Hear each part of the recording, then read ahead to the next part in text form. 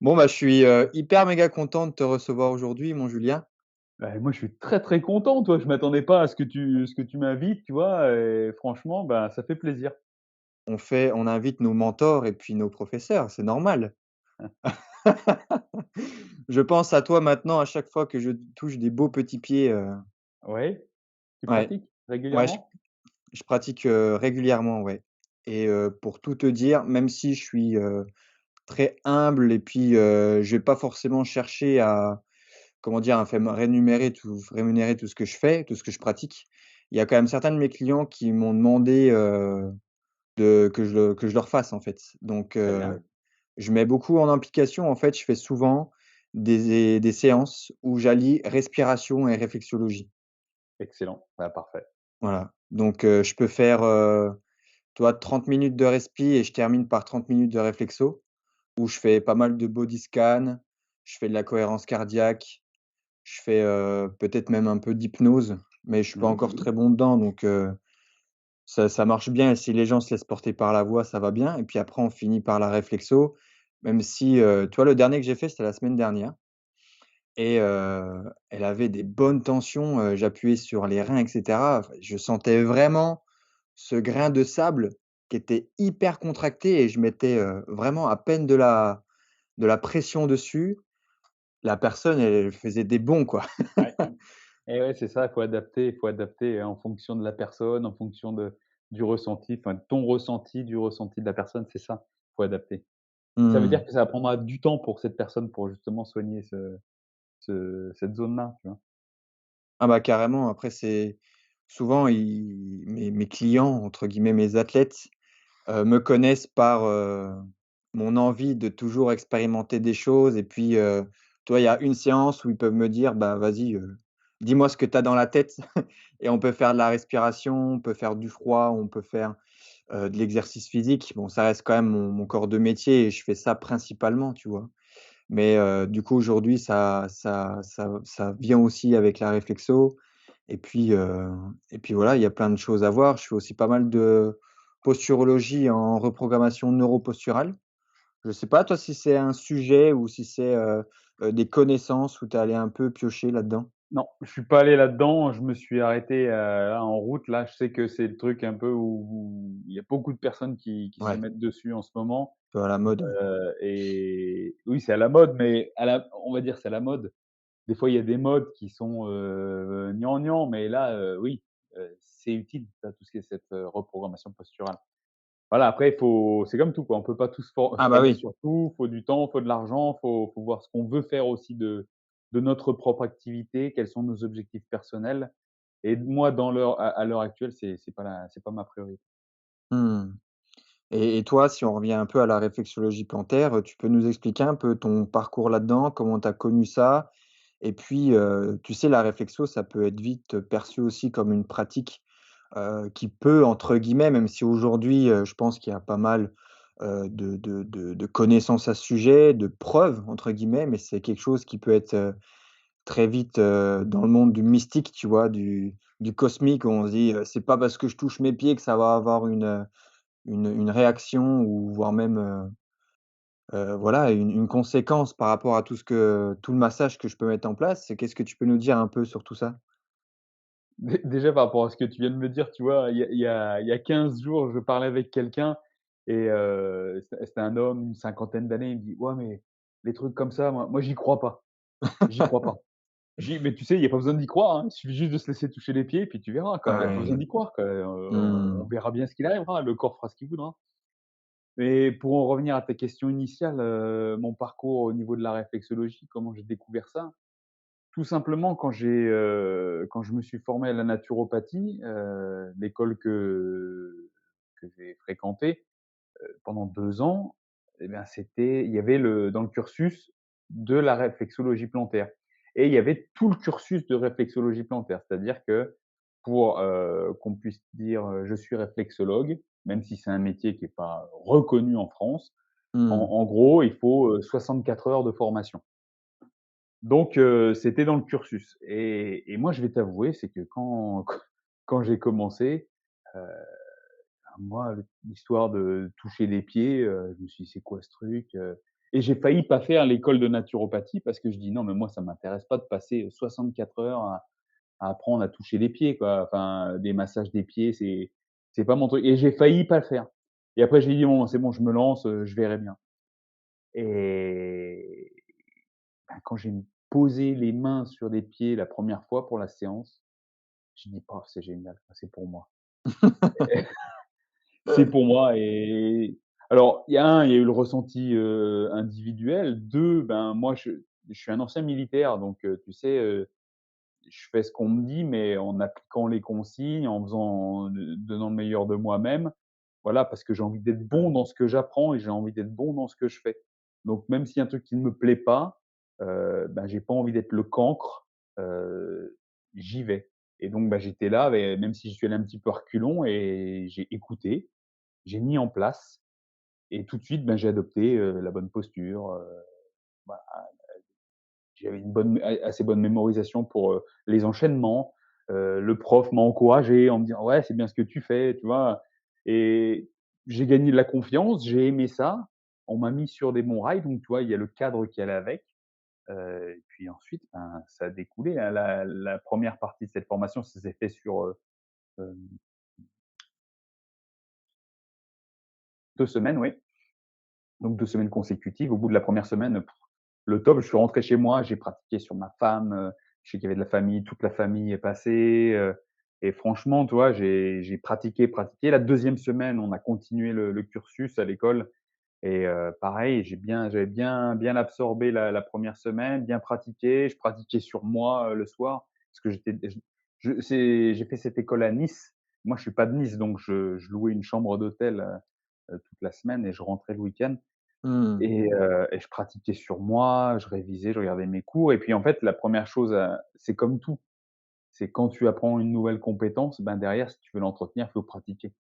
bien sûr. Faut pratiquer. C'est comme un bouquin, quoi. Tu veux, apprendre quelque chose dans un bouquin, faut pas juste le lire, quoi. Faut le lire et le mettre en place et ben, là, c'est pareil. J'ai mis en place dès que je suis sorti de mes 2 semaines de formation, j'ai commencé de proposer ça à mes clients. J'ai, Mmh, fait ça au moins une fois par semaine à ma femme, alors elle se plaint pas, elle adore ça, même maintenant. Des c'est fois, j'ouvre sûr. mon planning et je vois son nom dans mon planning, elle s'est réservé un créneau, parce que sinon elle a pas de Ah place, quoi. mais je comprends tout à fait, Mais souvent je vois les orteils de ma femme qui m'appellent comme ça, ouais, «Chérie, tu as voulu faire de la réflexo, on y va». je suis là. Oui, tout à fait et donc tu vois, j'ai commencé à mettre ça en place et puis voilà et puis après j'ai commencé à travailler régulièrement. J'ai pas eu beaucoup de patients, enfin patients, clients au début, Mmh, mais c'est des clients qui venaient régulièrement, tu vois? Donc ça, c'est important. Des fois, tu as bien pas sûr. besoin d'avoir beaucoup de clients, il suffit d'en avoir qui viennent régulièrement, ils sont satisfaits, ils voient les bienfaits, ils voient les bienfaits surtout, les bienfaits immédiats pendant la séance où il y a une relaxation, une décontraction, un relâchement et Mmh. c'est surtout ce qui est bien, c'est quand tu reçois un petit SMS le lendemain et les jours suivants en disant: «Ah ben, le transit, ça va mieux. Ah ben, je dors mieux. Ah ben» voilà, donc ça fait toujours plaisir et ça montre que ça marche, qu'on y croit ou qu'on n'y croit pas et donc voilà, j'ai commencé comme ça et ça, je te parle de ça, c'était en 2013. J'ai appris ça en 2013 donc tu vois là, ça fait un peu plus de 9 ans que je pratique Mmh. et en 9 ans, bah, j'ai touché un bon paquet de Ah pieds, bah, quoi. Un bon paquet de pieds et voilà, j'ai fait ça au début, à mon domicile. Je me déplaçais aussi. Je proposais d'aller chez les personnes pour, pratiquer la séance. J'avais aussi une amie qui avait un institut un peu, d'amincissement, et Mmh. j'allais, pratiquer là-bas, de temps en temps. Donc j'ai pu toucher vraiment tout type de pied, du pied de bébé jusqu'au pied de senior, du pied de bébé jusqu'au, taille 52, voilà, de l'homme, de la femme, des gens qui vont bien, des gens qui sont malades, des gens qui ont des pathologies en tout genre, heu, toujours en gardant à l'esprit que cette réflexologie là-bas, c'est pour, aider les gens à solutionner des problèmes ou les accompagner, dans des Mmh. pathologies. Voilà. Moi, j'ai pu remarquer justement en pratiquant beaucoup, bah, dans mon studio ou pour mes prestations, que, ça avait quand même cette force de créer une connexion quand tu touches vraiment le pied de la personne. Je peux avoir, tu vois, certains clients qui, de base, même avec le mouvement, même s'ils arrivent à s'ouvrir de plus en plus, parce que notamment je travaille beaucoup sur les réflexes archaïques, mais je me suis rendu compte qu'ils étaient le plus ouverts, c'est vraiment quand je donnais cette connexion-là, main-pied, si tu veux, où ils sentaient vraiment, bah, des mains bienveillantes, des mains qui essayaient de trouver, les zones voilà, qui étaient sous tension ou qui peut-être posaient problème. Et comment toi est-ce que toi déjà, toi tu ressens ça aussi? Cette capacité à ces personnes-là de s'ouvrir? Est-ce que tu as aussi une explication peut-être derrière tout ça? Et 2e chose, je suis fou, je parle de 2 choses en même temps, mais c'est aussi, cette capacité une fois qu'on a trouvé cette connexion entre nous, de ensuite faire limite, tu vois, c'est limite un cours d'anatomie que tu fais à la personne où elle aime bien te demander: «Ah, ça me fait mal, c'est quoi? Et puis, là, qu'est-ce qu'on fait?» Et puis au final, à la fin, elle ressort, bah, elle connaît à peu près, son système digestif, elle connaît à peu près son système urinaire, où est-ce que ça se situe maintenant et du coup, je trouve que ça apporte et ça amène de manière ludique, de façon ludique, à une meilleure compréhension holistique de son corps. Bien sûr, ben, là, ce que tu décris, en fait, on se rend compte que, tu vois, ben, c'est bien j'imagine bien que tu pratiques ça avec des adultes et tu Ouais. te rends bien compte que, ben, leurs notions d'anatomie, sont très lointaines, très basiques, et ils connaissent pas leur corps et je pense que c'est un point faible dans notre société, dans notre monde, tu vois? On se soucie de tout ce qui se passe autour de nous, mais on ne se soucie pas de ce qui se passe à l'intérieur de nous. On ne sait pas de quoi nous Mmh. sommes faits et comment nous sommes faits. Je pense que c'est, une des premières raisons pour lesquelles, les êtres humains sont se sentent si mal en ce moment, tu vois? Mais ensuite pour revenir sur l'histoire de la connexion, avant que les gens s'ouvrent, c'est une histoire de mise en confiance et Ah c'est oui, parce qu'ils bien sont en sûr. confiance, c'est parce qu'ils sont en Mmh. confiance qu'ils s'ouvrent.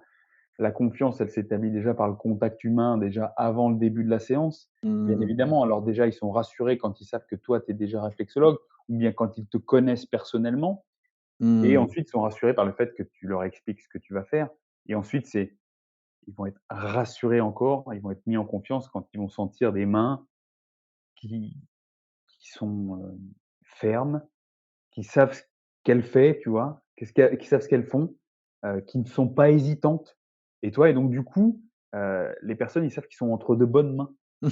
Ça les rassure et donc du Elle coup, le ben, dit, hein. hop, ils vont se relâcher. Tu sais, ils sont qu'ils sont pas en danger. Mmh. Ensuite, on sait que le contact physique, va élever les niveaux d'ocytocine. Donc automatiquement, bah, la personne va se sentir: «Ah ouais, bah, je suis bien quoi», tu vois?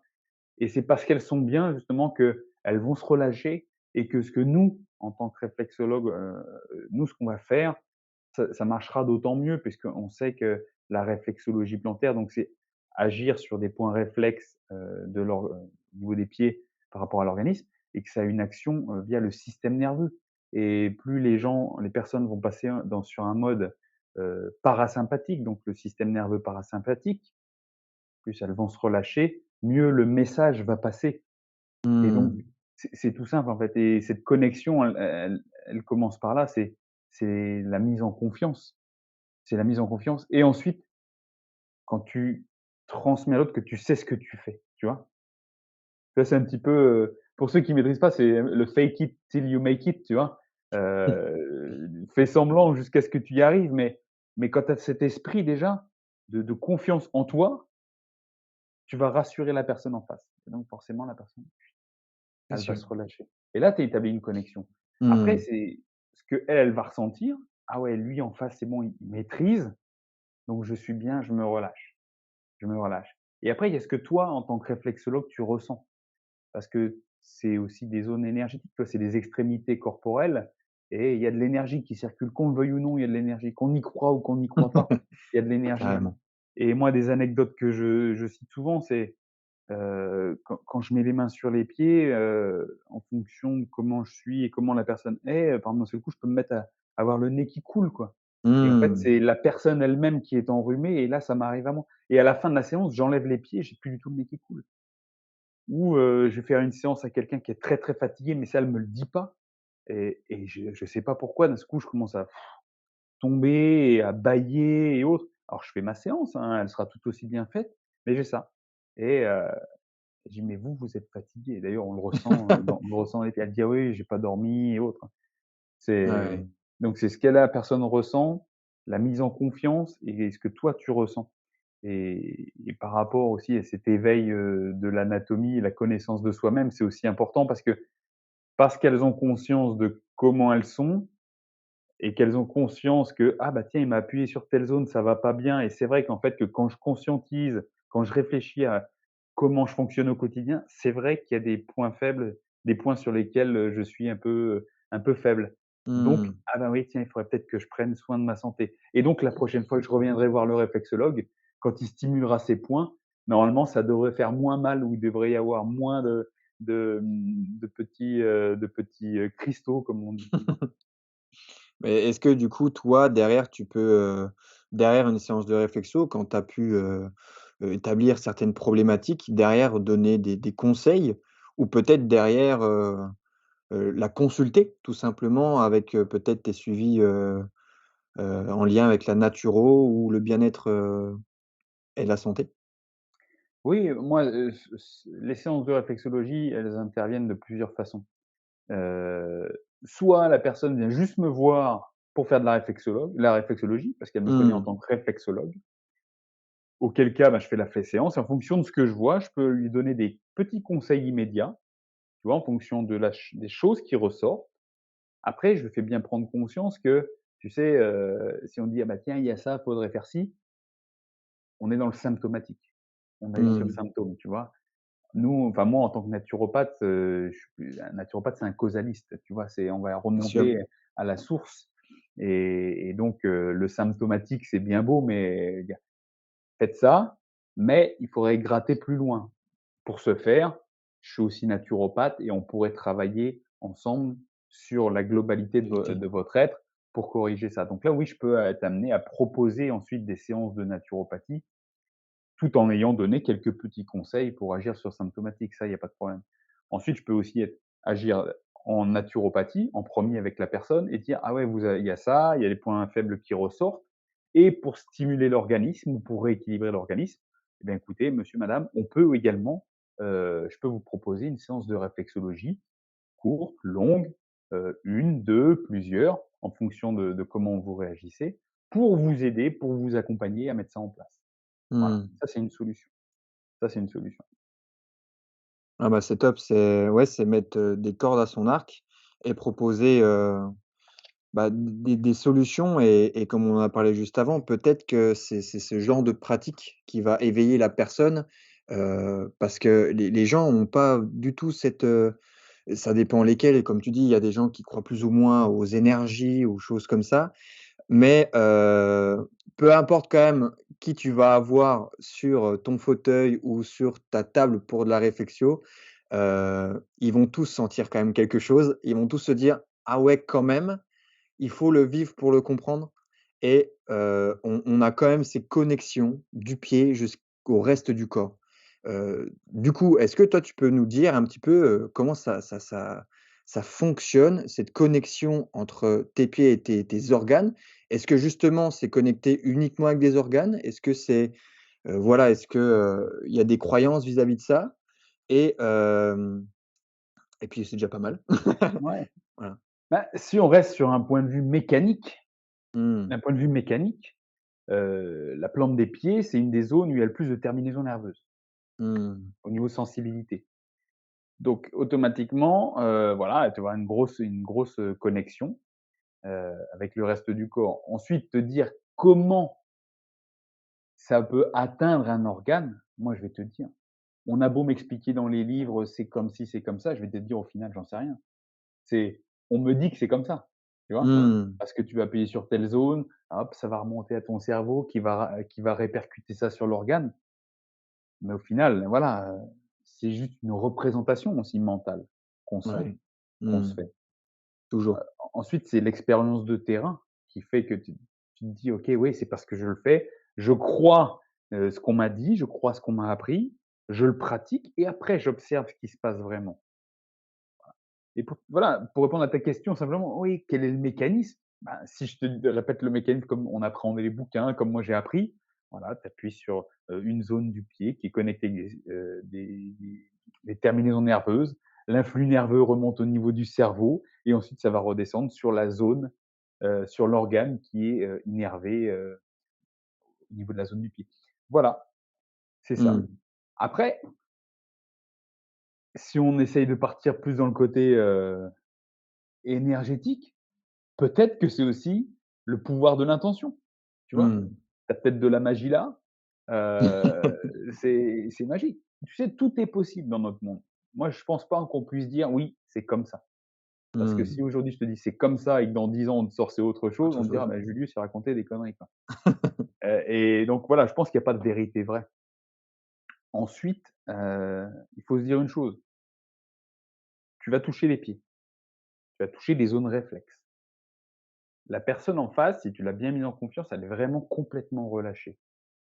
Et ce simple relâchement, C'est déjà beaucoup. peut-être que sans rien faire ou juste en faisant ce que j'appelle des papouilles d'esthéticienne, tu aurais peut-être le même résultat. Alors je vais te dire, moi en tant que réflexologue professionnel, jamais je me suis amusé à juste mettre la personne en confiance et faire des petites papouilles pendant 30 minutes, tu vois? Parce que je suis pas comme ça, mais peut-être que ça aurait le même effet, tu vois? Pourquoi? Parce que la personne qui reçoit se met tellement dans un état de décontraction qu'au final, c'est ce dont elle a besoin pour être rééquilibrée, pour permettre à son organisme de se rééquilibrer. Mmh. Parce que la réflexologie, certes, c'est appuyé sur des zones réflexes qui correspondent à des organes, mais il ne faut pas aussi oublier que c'est quelque chose, c'est un moment de bien-être. Et c'est parce qu'on se sent bien, qu'on se sent mieux, tu vois, que ça va mieux fonctionner dans ton corps et tout, Mmh. tu vois? Je pense qu'il y a aussi beaucoup de ça. Je pense qu'il y a aussi beaucoup de ça.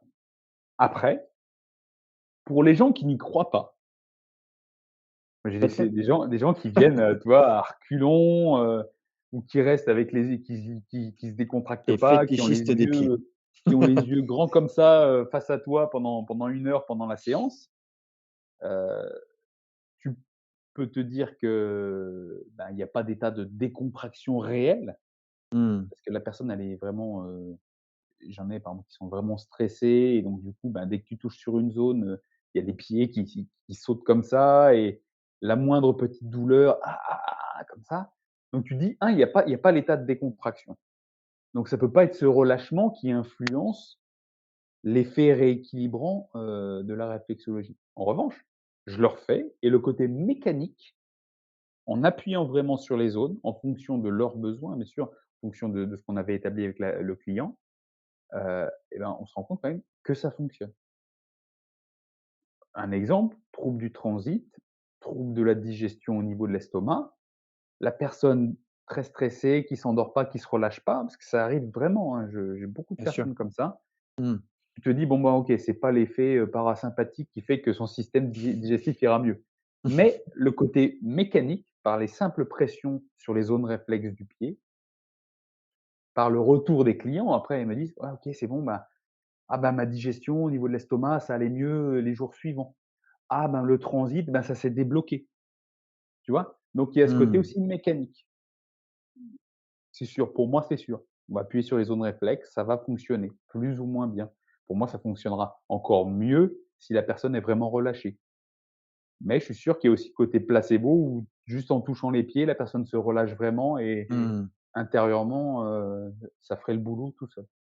Et s'il y a une personne qui, aime bien, soigner le mal par le mal et que quand tu lui touches, ça lui fait déjà mal, ça elle bondit, mais elle te dit que ça lui fait du bien. Toi, dans ces moments-là, tu es plus, à te dire: «On va quand même essayer d'aller un peu plus tranquille» ou tu vas vraiment donner ce que pense être bon pour la personne? En fait, la personne, elle croit savoir ce qui est bon pour elle, Ouais, c'est ça le truc. mais c'est pas elle qui est réflexologue. Voilà. Après, il faut aussi avoir une approche holistique. Tu passes sur une zone, il y a peut-être un point qui va être sensible et on sait tous ce que c'est, hein. Toi, tu es sportif aussi, donc Il y a des quand tu te fais masser des fois: «Ah tain, ça fait mal, mais vas-y appuie un peu plus parce que Ouais, je sens que ça ouais, fait du ça bien». fait du bien. C'est une douleur qu'on aime bien. C'est bien, mais on sait très bien que, ben, on va pas passer 1 heure à se faire, enfoncer le coude dans les lombaires, pareil, c'est pareil sur les pieds. Parce qu'au final, ce serait pas productif. Certes, on aurait peut-être relaxé une zone, mais Mmh. peut-être que si on prend en compte au niveau de la réflexologie plantaire, si on parle par exemple du système digestif, si tu appuies sur un point du système digestif, moi je pense que tu as tout faux, qu'on a tout faux. Parce qu'en fait, c'est un système. Tu vois, on parle Mmh. d'un système, d'un ensemble. Et donc se focaliser sur une zone, oui, ça peut faire du bien à la personne, mais ensuite, si on veut vraiment que cette personne ait des résultats, il faut prendre en compte la globalité, le système, le système et pas juste le point douloureux. C'est comme tu vas chez un ostéo, tu as mal à l'épaule, mais avant de te tou il va peut-être pas te toucher l'épaule, il va te regarder les cervicales, la colonne vertébrale, le bassin, les chevilles, il va prendre dans l'ensemble. Si tu vas chez Mmh. un ostéo, il dit: «Ah, j'ai mal à l'épaule» et il te fait juste un petit massage de l'épaule, ah ça fait du bien, je suis pas sûr que le problème soit résolu à la fin, tu vois? Donc je pense que nous, en tant que réflexologue, c'est aussi ça. C'est la zone est douloureuse, ah ça fait du bien, ben non. Ouais, je vais passer un petit peu de temps dessus, si surtout si je sens que c'est une zone qui est congestionnée, contractée, qui a besoin d'être travaillée, mais je vais pas passer tout mon temps dessus. Je vais passer dessus, je vais continuer sur le système et peut-être que pendant une transition d'un système à un autre, hop, je vais Revenir repasser, je vais dessus. appuyer dessus. De temps en temps, tac, tac, tac, je fais autre chose, hop et je reviens dessus. Tu vois? Pour faire en sorte qu'il y ait une stimulation un peu tout au long de la séance. Mmh. Et est-ce que tu as aussi essayé de t'informer ou de te former sur les autres techniques de réflexo comme le palmaire, comme, l'auriculaire, comme, toute autre technique qu'on peut trouver, en réflexo? Oui, bah, je me suis penché bien sûr sur la réflexologie palmaire, hein, parce que c'est quelque chose de très enfin, assez simple déjà pour faire sur soi-même, hein, déjà, Carrément, c'est et vrai. moi, je l'applique sur moi-même, assez régulièrement, puis c'est facile à faire. Moi, je me rappelle aussi pareil, tu vois, mon père qui est décédé depuis, quelques années, quand Mmh. il était, à l'hôpital en fin de vie, heu, bah, les pieds, c'était pas possible, hein, hop, je faisais de la réflexologie palmaire, tu vois? Ça lui faisait du bien. Ça, c'est des choses aussi comme ça. Puis tout le monde n'est pas, à l'aise avec le fait de se faire une réflexologie au niveau des pieds, tu vois? Mmh. Donc ça, c'est pratique les mains. C'est accessible, tu vois? Les gens te serrent la main, ils sont prêts à te donner la main. Par contre, tu vois, ils vont peut-être un peu pudiques au niveau des pieds et quand tu vas encore faire des trucs au niveau des oreilles, c'est pas pareil, tu vois? Ouais, bien sûr. Voilà, tu vois? Parce que ça demande c'est plus technique, c'est plus pointu et tout. Avec les mains, tu vois, les gens, c'est très ouvert. Donc là-dessus, j'ai regardé, puis ensuite, je me suis juste renseigné après sur tout ce qui était, auriculaire, la réflexologie endonasale aussi, il y a le Dian Shan OK. aussi, c'est tout ce qui est au niveau, du visage, la Mmh. réflexologie au niveau du visage. Heu, on peut se former sur tout. On peut se former sur tout.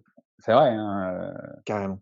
et c'est bien et enfin, je vais pas dire que c'est pas bien, c'est bien de se former sur tout parce qu'en fait, comme je te disais, tu peux t'adapter en fait aux personnes, à qui tu fais face.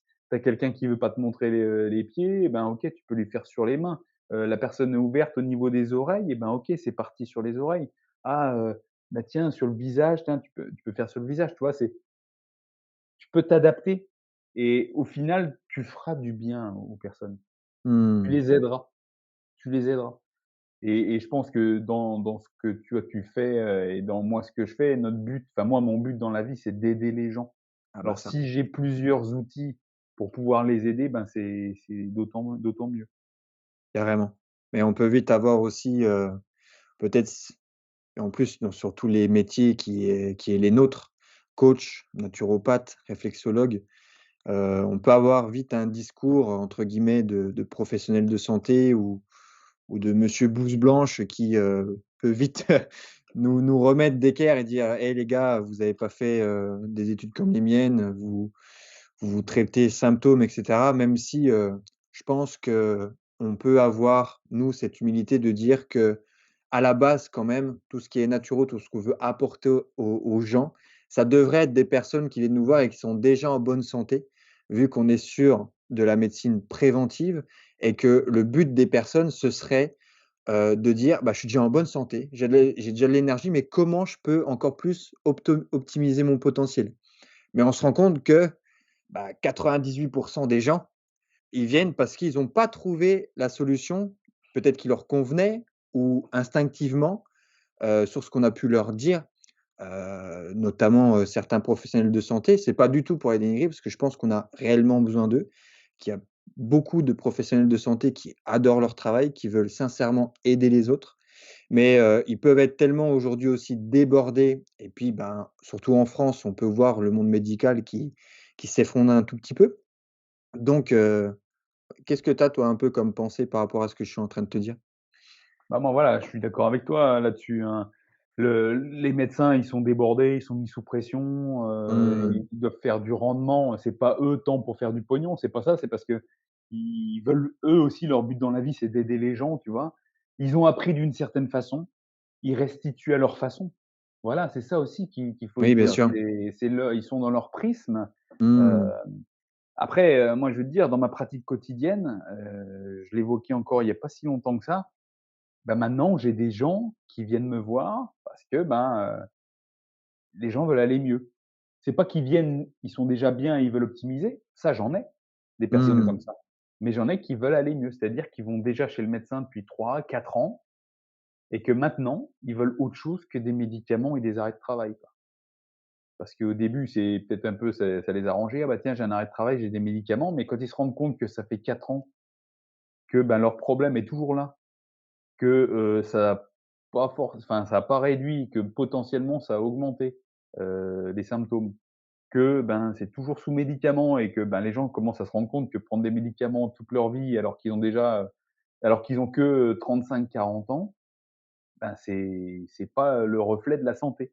Donc là, les gens se Mmh. posent des questions. Ils disent: «Non mais attendez, je suis quand même suivi par un médecin, il a vu mes analyses, et heu et les gens viennent me voir». Alors je dis «moi», et ils vont voir d'autres naturopathes, avec Bien qui je sûr. communique aussi bien évidemment. Et Mmh. ça voilà, c'est aussi notre rôle, c'est notre rôle de mettre carte sur table en disant: «Nous, on n'est pas médecins, Bien mais sûr, il faut. en regardant votre style de vie, on peut vous aider à l'optimiser pour que justement, quand vous retournerez voir le médecin, peut-être que ça ira mieux et ça lui facilitera le travail à ce médecin», tu vois? Bien Et sûr. le but, c'est que ça facilite la vie à la personne. Et nous, en tant que naturopathe, on prend le temps. On prend le temps. Quand tu es avec une personne, c'est au moins 1 heure, tu vois? C'est au moins 1 heure. Mmh. Et quand tu vas chez le médecin, comme on le dit, ils sont sous pression. Il y a 15 patients dans la salle d'attente. Les médecins, ils sont là depuis, 7h30 du matin jusqu'à 8 heures le Bien soir. sûr. Ça se passe comme ça dans le village à côté de chez moi, hein. Ouais, bien sûr, C'est bien que comme sûr. ça, il est saturé. C'est, 10 minutes, un quart d'heure, quoi, tu vois? Ouais, puis je te Et donne, ce qui va arranger les choses et puis tu reviendras, quand il y aura plus de voilà. temps, quoi. Mais avec nous, naturopathes, on va parler. On prend la personne dans la globalité. On va décortiquer la vie, la personne.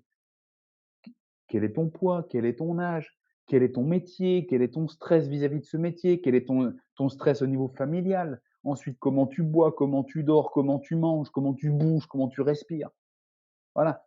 Le médecin, je pense pas qu'il pose toutes ces questions, tu vois? Je pense pas. Voilà, pareil, il va peser la personne et la mesurer, quoi. Vous êtes stressé à cause de quoi? Puis voilà, prenez du Xanax. En gros, non mais ça peut se limiter à ça. Je fais peut-être une Bien sûr, caricature, je comprends. mais non, nous, on prend du temps, on essaye de comprendre, et avec notre approche de naturopathe, méthode naturelle, quoi, où on revient à la base, aller dehors, prendre l'air, respirer, boire de l'eau en abondance, manger des choses le plus proche de leur état naturel.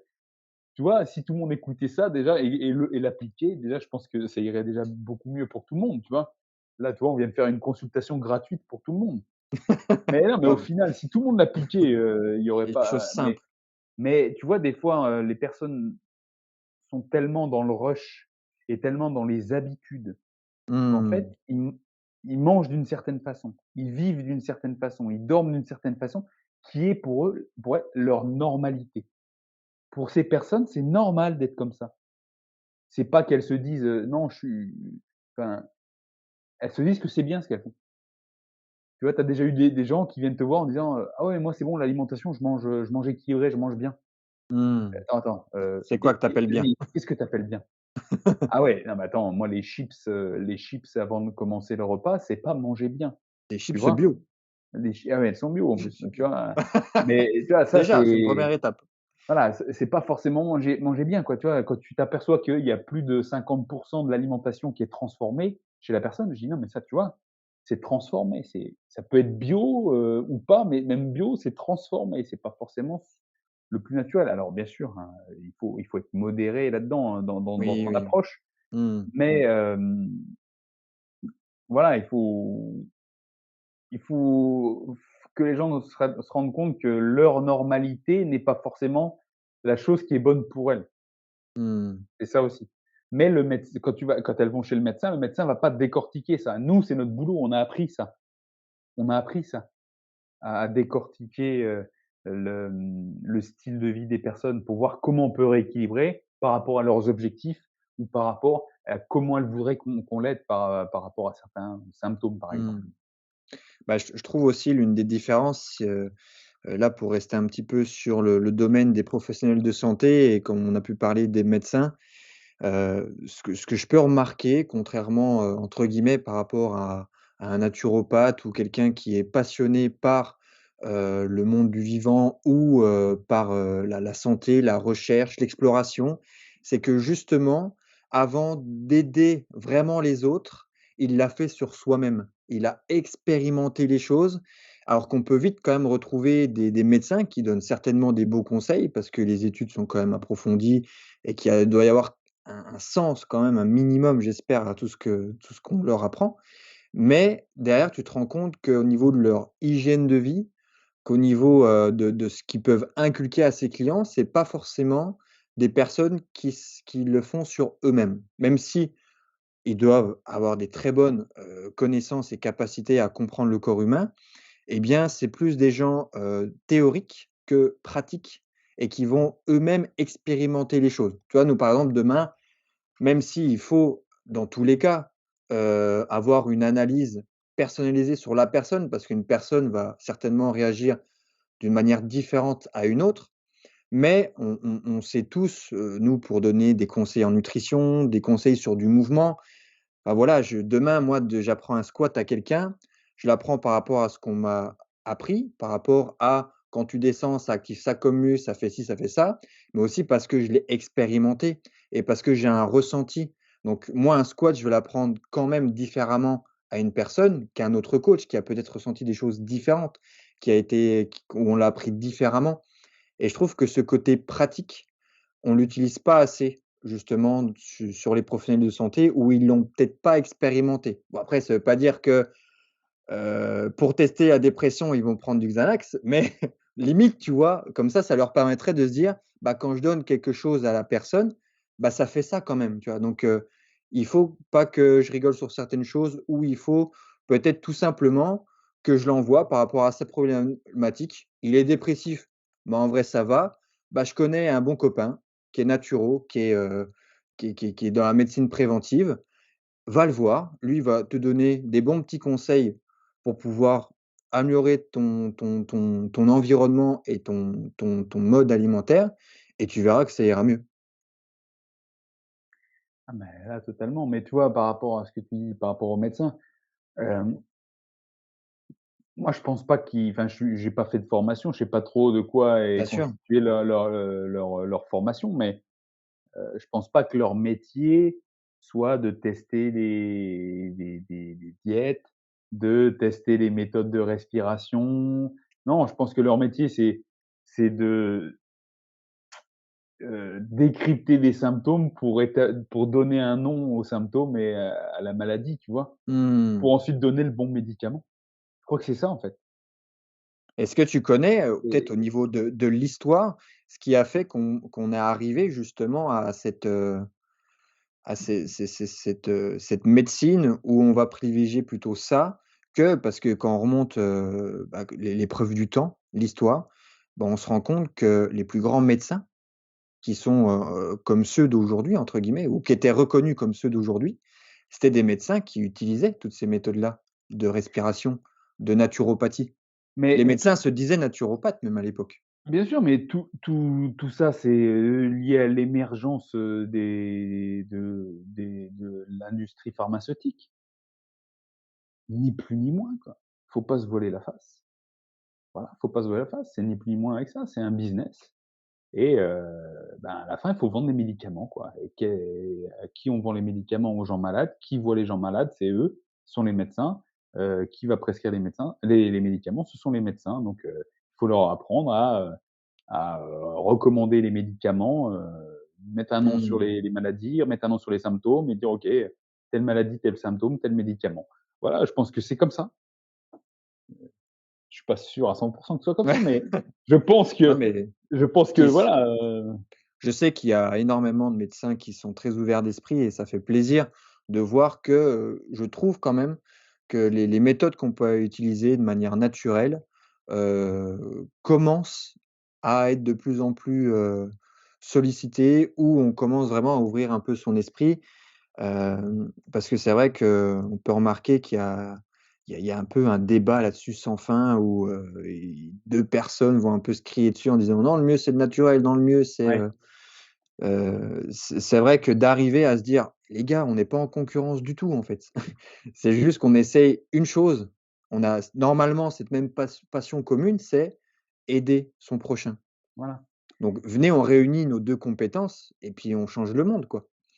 Le mieux qui est, tu vois, c'est les médecins naturopathes. Il y en a encore. Il y a des Ouais, bien sûr, médecins qui se forment à la naturopathie ou qui ont bien voilà, sûr. qui ont cette approche médecine naturopathique et même qu'on retrouve, tu sais, c'est cette émergence américaine de qu'on appelle médecine fonctionnelle, la médecine fonctionnelle et par rapport à ce que je disais précédemment par rapport aux médicaments, je dis pas que les médicaments, c'est mauvais, tu vois? Je dis juste que quand tu as une approche fonctionnelle, quand tu as déjà quelqu'un avec des symptômes, des infections et autres, eh bien, il faut savoir utiliser les médicaments à bon escient parce que c'est aussi, ça fait aussi partie de l'évolution, de savoir se servir de ça, tout en mettant ça en perspective avec une approche naturelle, tu vois? Tu as besoin Mmh. de lutter contre une infection, carabinée et bah, tu vas prendre des médicaments, mais en parallèle, tu vas agir sur l'alimentation, sur peut-être des choses plus naturelles aussi pour accompagner, la personne, quel que soit le problème, tu vois?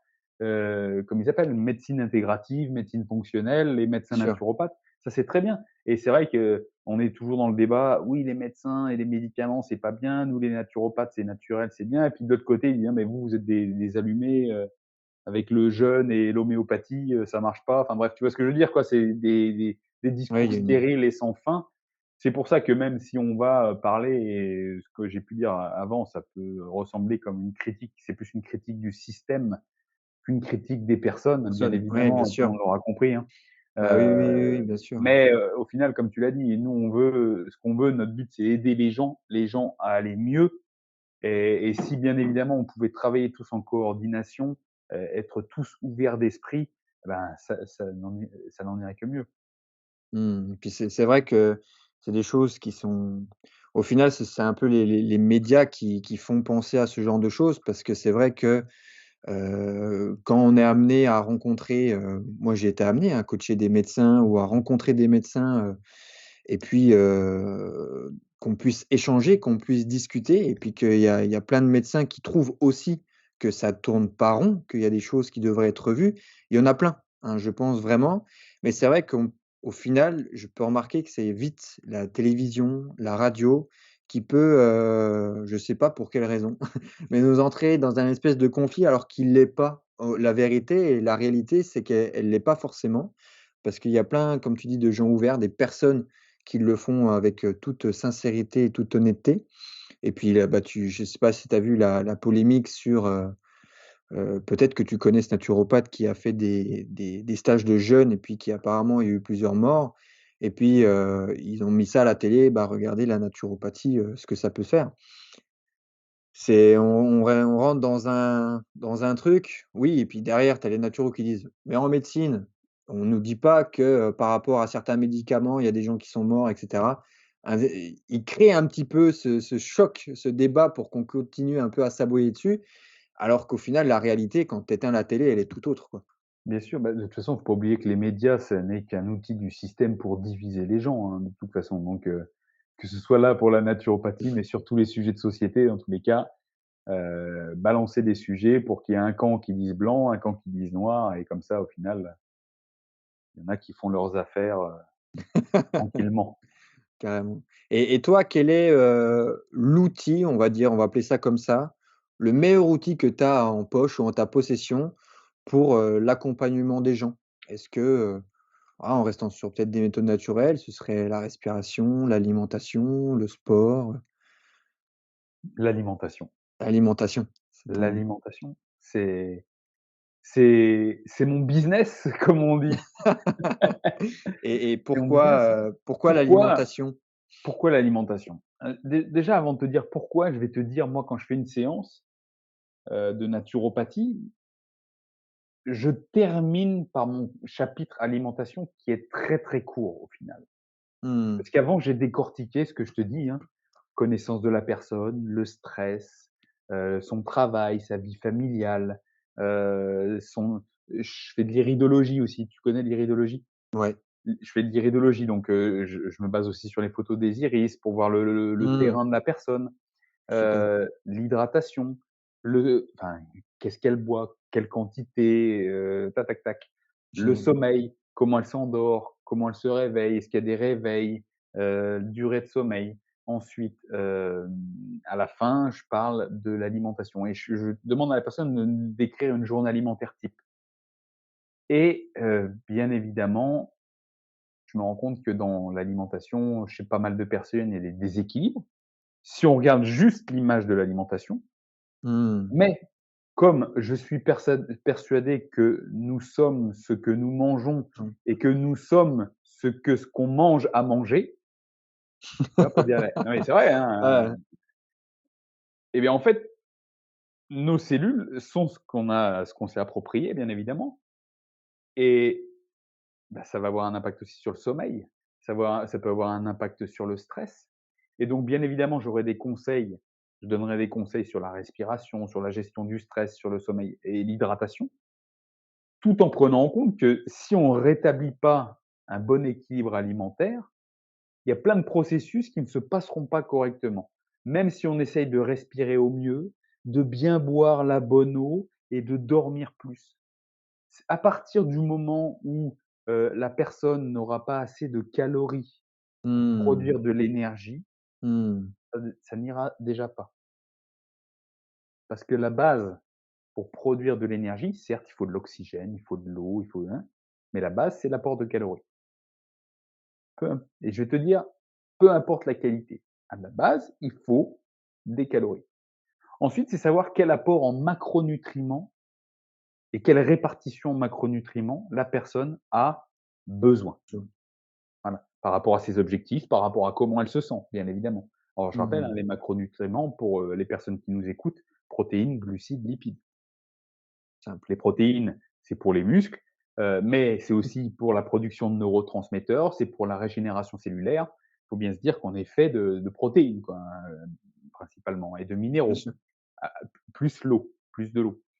Ensuite, les lipides. Les lipides, il faut se dire que les lipides, c'est à la base, de nos hormones, de la production hormonale.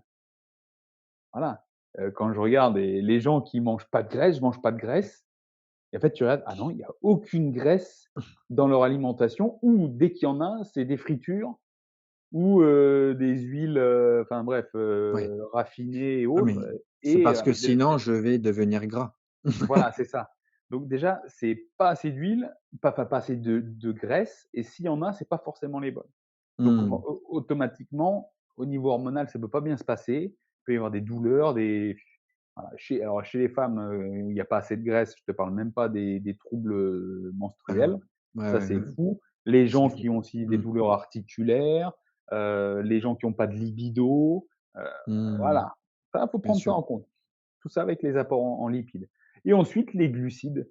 Les glucides qui, ben, en fonction de si la personne, elle est active physiquement ou pas, si elle dort bien ou pas, ça peut avoir aussi un impact, comment elle est au niveau du stress, comment ça se passe au niveau digestif. Les glucides sont aussi à prendre en compte pour la quantification. Donc, il faut avoir un bon apport calorique. Mmh. 2, avoir une répartition en macronutriments propre à soi, mais déjà Mmh. apporter le minimum vital à son organisme. Et ensuite, on peut s'attaquer à la qualité, Bien sûr.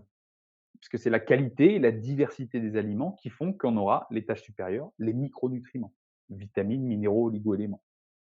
Hein, comme je t'ai dit au début, il te faut déjà les calories, peu importe la qualité, mais si tu as les calories avec la qualité d'aliments, bah, tu auras C'est les génial. calories et les micronutriments en plus. Donc tu pourras avoir les outils, enfin l'énergie, les outils et les petits ajustements, pour que tout se passe bien, tu vois? Parce que ces micronutriments, vitamines, minéraux permettent justement la récupération, le bon fonctionnement, la bonne utilisation de tes protéines, le bon renouvellement cellulaire, voilà, les micronutriments, ça par la diversité et voilà, puis ensuite après dans l'étape supérieure, après ben, moi quand j'accompagne les gens, ça va être, en fonction de qui elles sont ces personnes.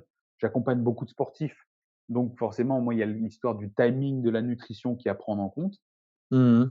là et ensuite en dernier recours, les compléments alimentaires OK. en fonction de ce que j'aurais pu voir dans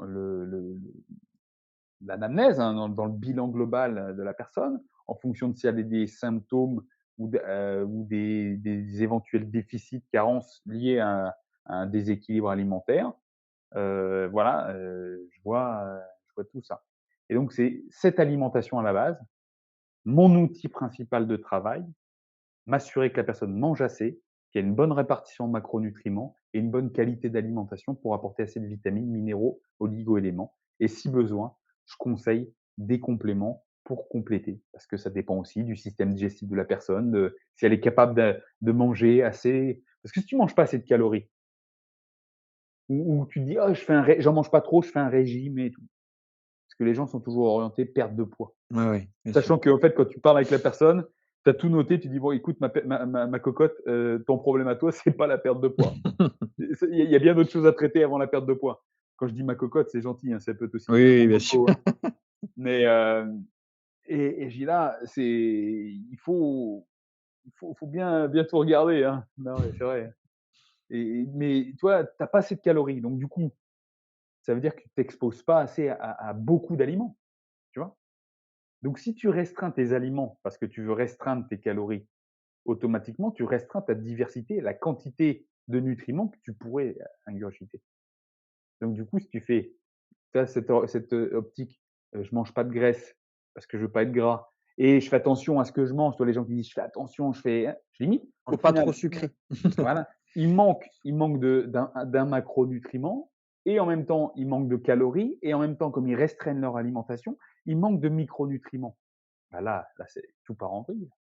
Tout Mmh. part en vrille et automatiquement, les gens derrière, il faut pas qu'ils s'étonnent avec, une peau sèche, une mauvaise digestion, de la constipation. «Ah, je suis toujours fatigué» ou bien un sportif qui te dit: «Ouais, ben, je m'entraîne mais j'ai toujours des courbatures, je me blesse facilement» ou autre. Ouais, ben non, mais faut aussi regarder l'image globale.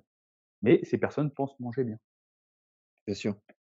Et et du coup, toi, tu penses qu'un peu le plus gros défaut des personnes, c'est vraiment ce manque de calories ou c'est vraiment se tourner vers des produits transformés, voire même ultra transformés?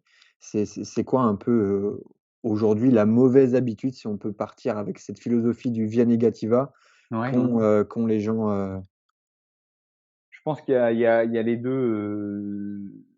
Pas pas assez de calories et mauvaise répartition en macronutriments.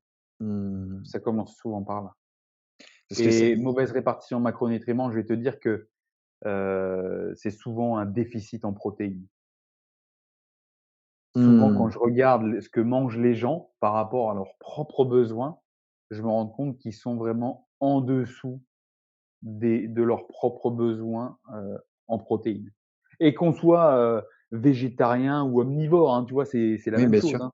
Tu Ou vois? carnivore. Non, ça devrait aller carnivore. Ouais, ouais, non, mais même, ouais, mais Tu vois, il y a vraiment tout à prendre en compte, hein, les gens pensent que parce qu'ils ont un bout de viande dans leur assiette, Mmh. ou qu'ils mangent de la viande une fois par jour, ils ont assez. Après, quand tu décortiques toute leur alimentation, en fait, tu te rends compte que c'était quasiment la seule source de protéines qu'ils ont eue en 24 heures. Et quand c'est une fois de temps en temps, ça va, tu vois? Tu peux faire des jours avec, un peu moins de protéines et tout, c'est pas un problème. Mais quand c'est chronique et quand tu sais que tes muscles et ton métabolisme dépendent de ces apports en protéines, que ta production de neurotransmetteurs, donc sérotonine, dopamine, GABA, épinéphrine, enfin tout ça, ça découle des protéines. C'est la digestion des protéines qui fait les acides aminés et à partir de ces Mmh. acides aminés, ton organisme va créer des neurotransmetteurs. Mais ça, si tu as pas assez de protéines, ton corps, il va pas les inventer, quoi, tu vois? Parce qu'il va les faire Mmh. à partir des acides aminés essentiels. Donc essentiel qui dit essentiel, dit apporté par l'alimentation, tu vois? Donc c'est pas parce que tu manges qu'un bout de viande que: «Ah bah ça y est, si j'ai eu ma dose de protéines». Non. Et d'un autre côté, j'ai des véganes et végétariens qui viennent, eux, je vais leur dire: «Non, bah écoute, c'est bon, tu as tes apports en protéines, quoi». Parce qu'ils en mettent des sources de protéines, mais ils en ont assez aussi. Parce que c'est bien d'en mettre, mais il faut avoir la quantité nécessaire. Là, je te parle de protéines, mais parce qu'il n'y a pas de carence à proprement dit en protéines, Oui, parce bien qu'il y a des sûr. protéines partout. Mais tu peux être déficitaire en fonction de tes objectifs et forcément quoi, les gens qui Engendre viennent une me dette, voir ou qui viennent te voir, ils ont quelque chose quoi. Au bien fond sûr. d'eux, s'ils veulent optimiser, c'est qu'ils savent qu'il y a un truc qui va pas. Ou s'ils ont une pathologie, c'est qu'il y a quelque chose qui va pas, tu vois? Et je vais te dire, par exemple, sur cette question de quel serait le plus gros défaut, bah, je pense que ce serait un déséquilibre le déséquilibre des macronutriments et principalement les apports de protéines. Bah, quelqu'un qui est, toujours le moral dans les chaussettes, fatigué et autres, on fait juste alors bien sûr, hein, en prenant tout le reste en compte, hein, mais si d'un point de Sûr, vue alimentaire, tu augmentes les protéines, ça ira mieux. bah, je te le dis, moi sur les retours clients, ça va mieux. C'est pas que les protéines, c'est tout ce qu'on a mis autour, bien sûr. Faut penser holistique. Bien sûr, Je vais pas te dire que c'est que grâce à l'augmentation des protéines que ça marche, mais c'est sûr. c'est dans le package. C'est dans le package et il se rend compte que ça va mieux, quoi. C'est la formule numéro 1. Voilà. Le pack. Non, mais c'est bien, mais pareil, tu vois, on en revient un peu avec les médias et cetera, on peut avoir beaucoup de polémiques sur, la viande rouge, par exemple, les cancers, les maladies qui peuvent être liées, à cette viande-là, les œufs avec le cholestérol.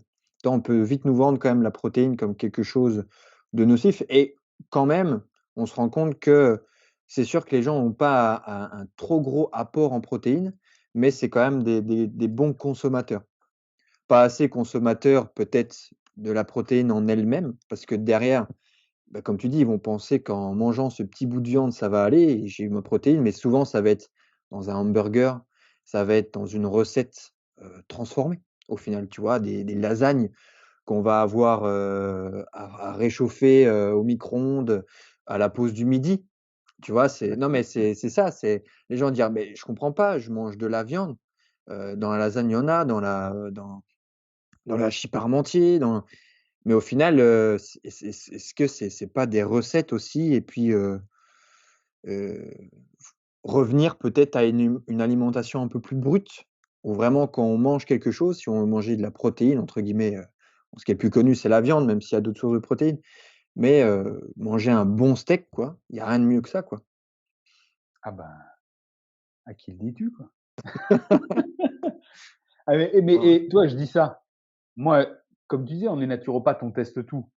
Ouais, Moi, j'ai testé vegan ouais pareil. plusieurs mois, testé végétarien, j'ai testé cétogène, carnivore, et voilà. Après, tu testes pour pouvoir ensuite aider, bah, tu le fais pour toi en premier, hein, bien Oui, oui, évidemment, hein, mais après tu peux avoir ce retour pour aider les personnes avec lesquelles tu travailles, bien que ton cas sera totalement forcément différent des autres, parce qu'on est tous différents les uns des autres.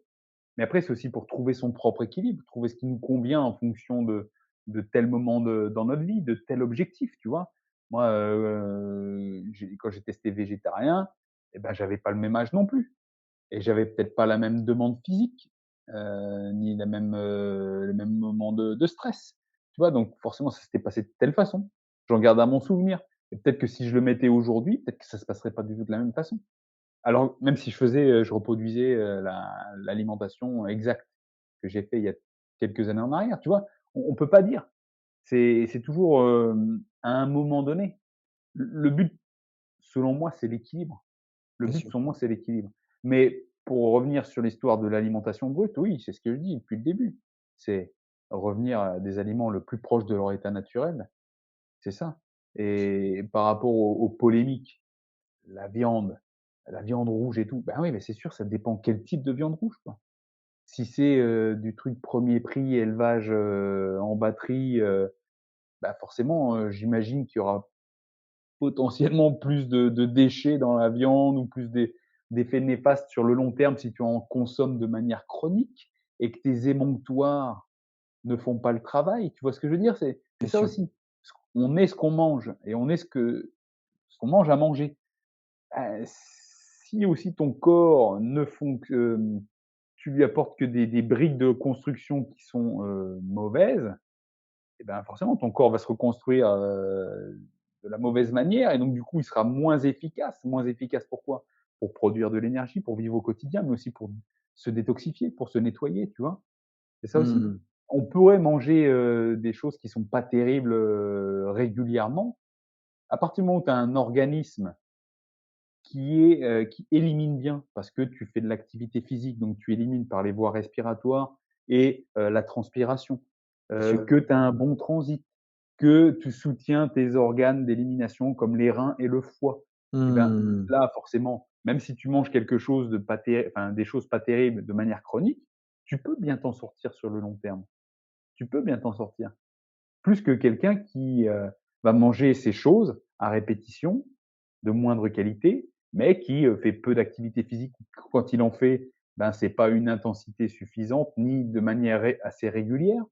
Peut-être que la personne a de la constipation et ne boit pas assez aussi peut-être par rapport à ses Mmh. besoins d'élimination, parce que forcément s'il y a des organes qui éliminent pas, ton corps va vouloir dériver l'élimination de déchets par un autre organe, mais si tu fais rien fonctionner, ben, ça va s'ancrer en toi. Ça va s'ancrer en toi et donc au final ça marchera pas. C'est ça aussi qu'il faut se dire. C'est pas, tel aliment est mauvais, Mmh. pas tel aliment est mauvais.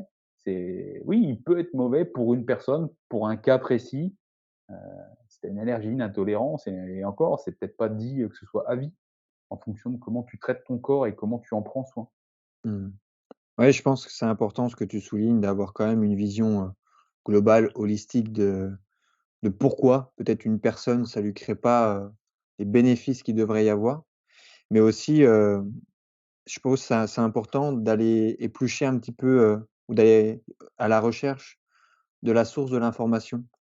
Parce que j'en ai parlé, par exemple, si on prend l'exemple de la viande rouge avec, mon ami Matt Bouchard, je sais pas ce qui est naturopathe, Mmh. qui expliquait que certaines études, surtout celles qui voulaient qu'on leur dise, ce qu'ils voulaient entendre, notamment sur la viande rouge, eh bien, ils ont remarqué que les les les les les inconvénients ou justement les problématiques liées à la viande rouge, avec les études qui étaient données, c'était avec des personnes qui mangeaient des hamburgers.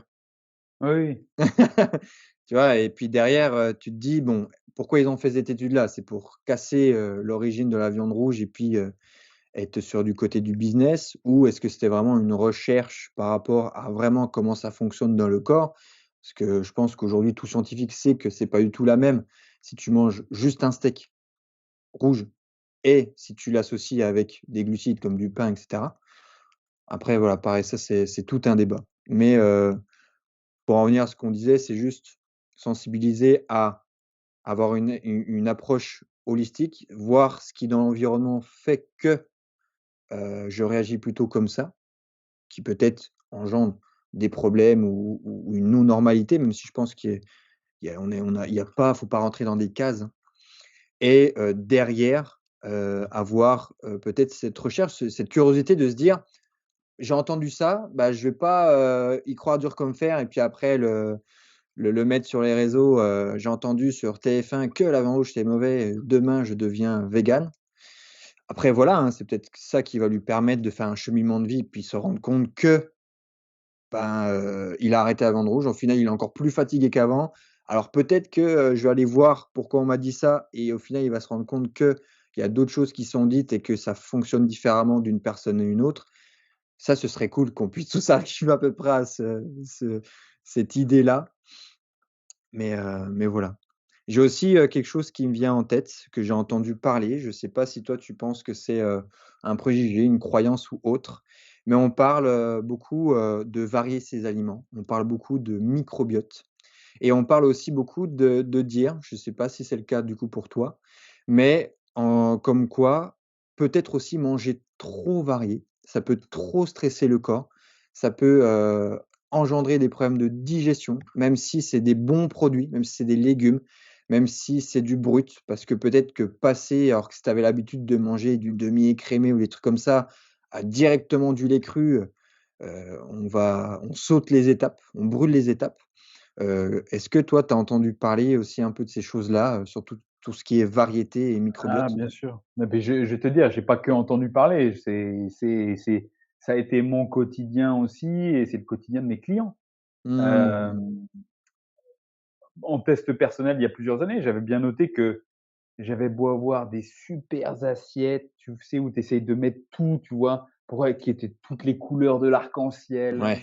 du végétal, du machin, le bon équilibre et au final, tu vois, j'ai les abdos et tout, hein. Mais j'avais les abdos, mais j'avais le ventre gonflé, quoi Ah et oui, ah j'étais oui. ballonné tout le temps, Mmh. des gaz et autres. Bah ouais et au final, trop de diversité. Trop de diversité et en fait, si je sais pas si tu vois, j'ai une chaîne, un compte Instagram sur lequel je partage les photos de mes des assiettes de mes clients. Mmh. Si on regarde dessus, tu verras, c'est, 5 ingrédients, tu vois? Max. Oui, je pense que la trop de diversité dans une assiette peut être préjudiciable. Par contre, ce que moi j'invite à faire, à mes clients et pour moi-même, ce que je fais aussi, c'est diversifier à plus grande échelle.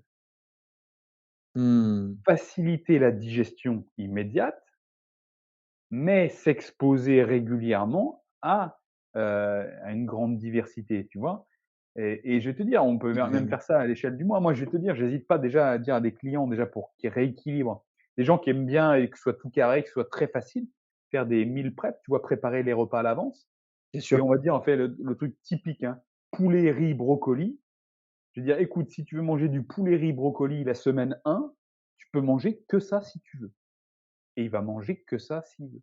Et par contre, les 3 autres semaines du mois, il y aura plus poulet, riz, brocoli. Ce sera, heu, poisson, patates douces et je sais pas, haricots verts, par exemple. Et ensuite, la semaine d'après, ce sera, crevettes, pois cassés, et je ne sais quel autre, légume, tu vois ce que je veux dire? On peut mettre de la diversité comme ça et en faisant simple à chaque repas, ta digestion sera facilitée. Tu beaucoup dis-toi que quand tu digères, ton corps va devoir produire une enzyme par type d'aliment que tu consommes. Mmh. Si tu as 150 aliments dans ton assiette, Pam. ton système digestif va devoir turbiner pour produire les enzymes, pour tout le monde, quoi. En fait, tu te fatigues en même temps parce que cette production d'enzymes, elle te coûte en minéraux, en vitamines, en oligo-éléments pour produire ces enzymes. Alors faut-il encore que ce que tu apportes à ton corps, si ça te coûte, ça t'apporte pour que tu sois bénéficiaire. C'est ça aussi qu'on n'oublie pas. Je vais aller peut-être sur autre chose, mais la Vas-y. digestion, c'est un échange. Tu apportes quelque chose à ton corps, des calories, des macronutriments, des vitamines, des oligo-éléments, mais il faut pas oublier que dans ce processus digestif, tu lâches de l'énergie. Tu as l'effet thermogénique des aliments, tu vois? Cet effort produit par ton corps pour le digérer, c'est pas juste dire, je produis un effort, c'est tu brûles des calories aussi. Donc en Mmh. fonction de ce que tu dis ce que tu apportes et de ce que tu digères, tu brûles des calories. Pour produire de l'acide chlorhydrique, dans ton estomac, il faut, que tu aies du zinc, du calcium. Donc comme tu as une demande supérieure en acide chlorhydrique, donc tu vas avoir une demande supérieure en zinc et en calcium. Est-ce que ce que tu apportes dans ton alimentation va compenser cette déperdition de zinc et de calcium? Tu vois? C'est une histoire d'échange. C'est ça aussi qu'il faut se dire. Donc si en plus tu surcharges avec 150 aliments, tu vas demander énormément à ton corps. Donc tu peux diversifier. C'est sûr, ah ben je mange diversifié, mais je suis lourd, je suis pas bien, je suis fatigué, parce qu'il y a de la fatigue digestive derrière. Après je te dis ça, il y a des gens qui vont dire: «Ben moi je me sens pas concerné, je mange des diversifié, c'est plein de couleurs». Oui, mais ça dépend de l'âge, ça dépend de l'historique de la personne, ça dépend aussi des quantités qu'elle se met dans l'assiette. Parce que moi j'ai besoin de quand même un paquet de calories quand je mange, donc ça fait des sacrées assiettes. C'est sûr que si c'est une demoiselle de 40 kilogrammes, sédentaire et qui mange, une assiette à thé, ouais, je sais pas comment on appelle ça, une soucoupe Ouais, de mais avec 15 couleurs différentes, oui, ça se passera pas ça sera pas pareil pour elle que pour moi, tu vois ce que je veux dire? bien C'est ça sûr. aussi qu'il faut prendre en compte, hein. Ouais, ouais, Je sais pas si c'est clairement, clair pour toi? ouais, c'est au final, il vaudrait mieux, manger, à sa faim avec une seule et même assiette, à peu près de 3 à 5 ingrédients, plutôt que de se faire un petit apéro, une petite entrée, un plat, fromage, dessert Ah oui, ah et oui. le bon repas à la française. Ah oui. Ah ouais, c'est ça. Ouais, non, mais c'est, est-ce que tu penses que toi, est-ce que tu penses que derrière tout ça, il y a quand même une question de génétique? Qui fait que, on assimile quand même meilleurs aliments ou une question, d'éducation où on est, amené de par, son enfance, son adolescence et jusqu'à l'âge adulte à, si nos parents nous ont bien, aidés à diversifier nos aliments, à nous sensibiliser à manger un peu de tout et puis avec bonne conscience. Qu'est-ce qui fait qu'on peut, à part justement cet aspect de, trop manger varié, avoir, des problèmes, au niveau de la digestion? Ah ben, oui, le côté génétique pour moi il est plus approuvé. Il est là. Après, c'est ce que tu fais au cours de ta vie, toi, l'épigénétique, hein, qui fait que, Mmh. ben, tu vas le déclencher ou pas. Si après il y a une forte génétique, sur des problèmes digestifs dans ta famille et que tu reproduis depuis ta tendre enfance le modèle alimentaire et le modèle de vie de ta famille, bah oui, c'est clair que là, tu vas déclencher, tu auras, avec des grandes probabilités, des problèmes digestifs. Ça, c'est clair et net. Après, bah, tu vois, ça va avec l'éducation. Bien Ça va sûr. avec l'éducation, bien évidemment. Heu, Comment dire? Tu vois, je prends des cas concrets, quoi, moi, de mes clients, quoi, qui arrivent à 30 ans et qui me disent: «Ah ben, maintenant je peux plus digérer, tout ce que je veux, comme quand j'avais 20 ans ou pendant toute ma vingtaine, que je digère plus bien et tout». Et voilà, quand tu prends la personne dans sa globalité, tu vois la famille, les problèmes dans la famille, le modèle sur lequel il a grandi et ben voilà, ben, il a accumulé, accumulé, accumulé et à 30 ans, il reproduit ce que son père a produit à 30 ans, quoi, tu vois? Tu vois? Ou maintenant ça se produit à 30 ans alors que le père il produisait ça à 40 ans, tu vois? Parce que maintenant c'est de plus en plus tôt, avec tous les Mmh. déséquilibres du monde actuel. Oui, donc il y a une part génétique et puis une part d'éducation. Je prends mon cas personnel. Moi, j'ai pas grandi sur le modèle alimentaire que j'ai maintenant. Pas du Ouais, ouais. tout, pas du tout, tu vois? Et je me rends bien compte que quand j'étais plus jeune et ben, je pouvais avoir des gastros, des grippes, je toussais, voilà, le nez qui coulait, voilà, voilà. C'est aussi simple que ça. Après, quand tu changes ton alimentation, tu changes ta façon de faire, tu te rends compte que tu n'as pas les mêmes symptômes qu'avaient tes parents et ta famille proche. Tu vois ce que je veux dire? Alors que tous les autres vont l'avoir, toi tu l'as pas. Et Mmh. c'est pas tu as de la chance. Il y en a qui te diront: «Bah, c'est bon, toi tu as de la chance». Non, c'est Ouais. pas de la chance, ça a été de la prise en main, ça a été de l'action, ça a été de la discipline. Voilà. Qu'est-ce qui fait que toi, au niveau perso, tu as voulu absolument changer cette, cette façon-là de t'alimenter? Alors moi, c'est une histoire c'est dans mon histoire personnelle, j'ai grandi dans une famille très aimante, hein, mais dans lequel il y avait beaucoup d'alcool. J'ai sombré moi, du coup, j'ai reproduit un petit peu ce qui se passait, autour de moi. J'ai Bien sûr. sombré dans l'alcoolisme, heu, pour te dire à 20 ans, donc j'ai 41 ans aujourd'hui.